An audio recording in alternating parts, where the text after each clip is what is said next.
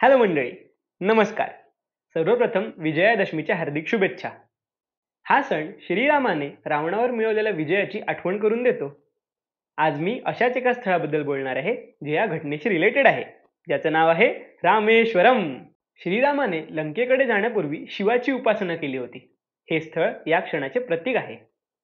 Dussehra and Rameswaram both reflect that courage, righteousness and devotion leads to ultimate victory of good over evil. Video शेवटपर्यंत बघायला विसरू नका, कारण शेवटी बजेट आणि प्रो टिप्स पण आहे. तुम्ही जर या ज्योतिर्लिंगाला व्हिजिट करण्याचा प्लॅन करत असाल आणि तुम्हाला बेस्ट, बजेट फ्रेंडली आणि आयता प्लॅन हवा असेल तर तुम्ही एकदम परफेक्ट ठिकाणी आला आहात. Because Kartik knows. पहिला प्रश्न, कसं पोहोचायचं? रामेश्वरमला पोहोचायला 3 मार्ग आहेत. पहिला, बाय एअर. रामेश्वरमचं नियरेस्ट एअरपोर्ट आहे मदुराई एअरपोर्ट. हे रामेश्वरम पासून 170 किलोमीटरवर आहे. तिथे तुम्ही फ्लाईटनी यायचं, तिथून रामेश्वरमला बाय रोड किंवा बाय रेल पोहोचायचं. दुसरा, बाय ट्रेन. रामेश्वरमला स्वतःचं ट्रेन स्टेशन असल्यामुळे इथे तुम्हाला कोइंबतूर, मदुराई, बँगलोर किंवा चेन्नई इथून डायरेक्ट ट्रेन्स अवेलेबल आहेत. तुम्ही महाराष्ट्रातून प्लॅन करत असाल तर तुम्ही तशी कनेक्टिंग ट्रेन बघू शकता. तिसरं, by road. Rameswaram by road पण वेल कनेक्टेड आहे. तिथे तुम्ही तुमच्या कारने किंवा बसने तिथे जाऊ शकता. मला विचारलं तर आम्ही पॉंडिचेरीहून रामेश्वरमला गेलो होतो. पॉंडिचेरीच्या जवळचं विल्लुपुरम जंक्शन आहे. तिथून आम्ही चेन्नई रामेश्वरम एक्सप्रेस तिथे डायरेक्ट पोहोचलो. तुम्ही पण असंच पॉंडिचेरीहून रामेश्वरमला यायचा प्लॅन करत असाल आणि तुम्हाला पॉंडिचेरीची आयती आयटनरी हवी असेल तर तुम्ही आय बटनला क्लिक करा, म्हणजे तुम्हाला मस्तपैकी विथ बजेट प्लॅन मिळेल. दुसरा प्रश्न, कुठे राहायचं? तुम्ही गुगलवर हॉटेल्स इन रामेश्वरम असं टाईप केलं तर तुम्हाला booking.com, अगोडा, मेक माय ट्रिप किंवा ट्रिप ॲडवायझर इथे भरपूर तुमच्या बजेटनुसार ऑप्शन्स बघायला मिळतील. मला विचारलं तर आम्ही हॉटेल टेम्पल टॉवर इथे राहिलो होतो. मस्तपैकी budget friendly, best AC rooms आणि सगळ्यात मेन म्हणजे रामनाथ स्वामी मंदिरापासून वॉकिंग डिस्टन्सवर हे हॉटेलचे पर्क्स आहेत. तुम्ही पण हे ट्राय करू शकता. तिसरा प्रश्न, कुठे फिरायचं आणि काय बघायचं? रामेश्वरमचे मेन अट्रॅक्शन्स आहेत. पहिलं, ऑफकोर्स रामनाथ स्वामी टेम्पल. दुसरं, अग्नितीर्थम. तिसरं, doctor APJ Abdul Kalam national memorial. चौथं, विलोंडी तीर्थम. पाचवं, पंचमुखी हनुमान. सहावं, धनुष्कोडी. सातवं, पंबन ब्रिज. एक एक करून मी याबद्दल तुम्हाला सांगतो. पहिलं, रामनाथ स्वामी मंदिर. हे 12 ज्योतिर्लिंगांपैकी एक आहे. भव्य अशा या मंदिराला ईस्ट, वेस्ट, नॉर्थ, साऊथ असे 4 एंट्रन्स आहेत. या मंदिराचं वैशिष्ट्य म्हणजे इथे 1200 मीटर लांब मंडप मार्ग आहे. मस्तपैकी व्यवस्था असल्यामुळे छान दर्शन होतं इथे. दुसरं, अग्नितीर्थम. हे स्थळ रामनाथ स्वामी मंदिरापासून ईस्ट साईडला 100 मीटरवर आहे. इथलं स्नान फार पवित्र मानलं जातं, त्यामुळे लोक इथे स्नान करून मगच दर्शन करायला जातात. इथे आम्ही जेव्हा गेलो तेव्हा इथे काही स्वच्छता फार नव्हती, पण इथून समुद्र फार संथ आणि छान दिसतो. तिसरं, doctor APJ Abdul Kalam national memorial. हे इंडियाचे फॉर्मर प्रेसिडेंट आणि मिसाईल मॅन म्हणजेच डॉक्टर APJ अब्दुल कलाम यांच्या लाईफ वर्क आणि अचीवमेंट्सला समर्पित आहे. याचं टायमिंग 9 ते 5 आहे आणि इथली एंट्री फ्री आहे. इथे आतमध्ये मोबाईल्स अलाउड नाही आहे, त्यामुळे आम्हाला फार फोटो नाही काढता आले, पण this is a must visit place. चौथं, विलोंडी तीर्थम. हे ठिकाण समुद्रातील गोड पाण्यासाठी प्रसिद्ध आहे. विलोंडी या शब्दाचा अर्थ गाडलेले धनुष्य असा होतो. या स्थळाची कथा म्हणजे श्रीरामाने वानरसेनेला जेव्हा तहान लागली होती तेव्हा समुद्रात बाण सोडला होता आणि जिथे तो लागला तिथून गोड पाण्याचा झरा निर्माण झाला होता. हा झरा आता प्रिझर्व्ह करण्यासाठी यांनी इथे विहीर बांधली आहे.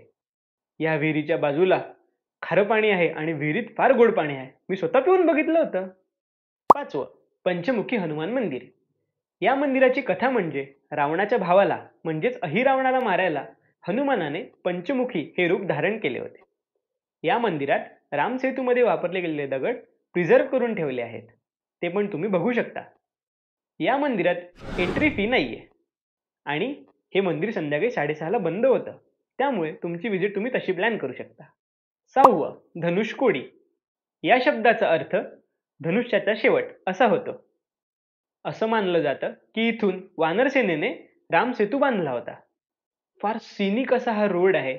याच्या एका साईडला अरेबियन सी आणि दुसऱ्या साईडला बे ऑफ बेंगॉल असं आहे आणि धनुष्कोडी या स्पॉटला त्या दोघांचा संगम होतो. काय सुंदर व्ह्यू दिसतो म्हणून सांगू. आहा. 7वं, पंबन ब्रिज.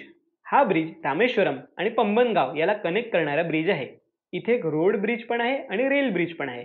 असं मानलं जातं की हा भारतातील पहिला समुद्रावरील रेल ब्रिज आहे. इथला मधला भाग जहाज जाण्यासाठी उंच केला जातो.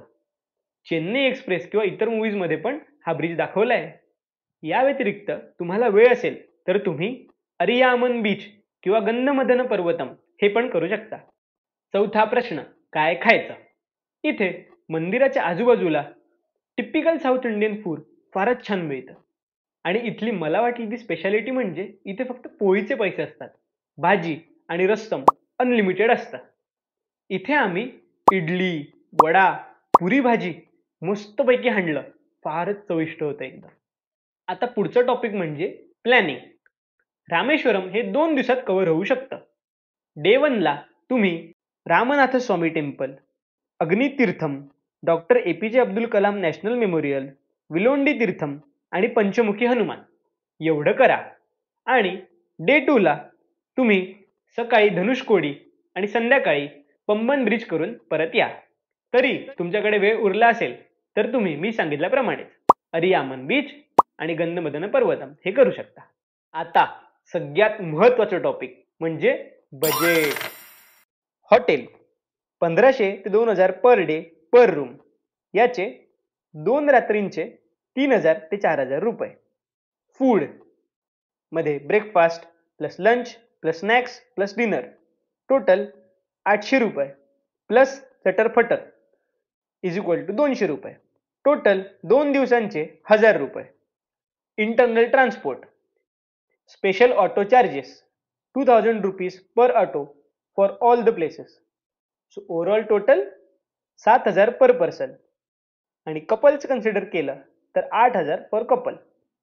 इथे ट्रॅव्हल इन्क्लुडेड नाहीये, कारण तुम्ही आपापल्या सोयीनुसार वेगवेगळे मोड्स ऑफ ट्रान्सपोर्ट यूज करून तुम्ही इथे पोहोचू शकता. आता नेहमीप्रमाणे आपले प्रो टिप्स. पहिलं, ट्रान्सपोर्ट. इथे ऑटोवाले तुम्हाला सगळे मंदिरं आणि स्थळ दाखवायला 1200 ते 1500 रुपये पर ऑटो घेतात. आणि धनुषकोडीला तुम्हाला जायचं असेल तर इथे ऑटोवाले 800 ते 1000 रुपये सांगतात. याऐवजी तुम्ही मंदिराच्या वेस्ट साईडला थोडं पुढे गेलं तर शेअर ऑटो हा ऑप्शन अवेलेबल आहे.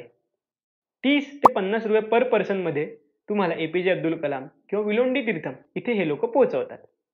या स्थळांच्या जवळ पण भरपूर ऑटोज फिरत असतात, त्यामुळे हा एक बेस्ट ऑप्शन आहे.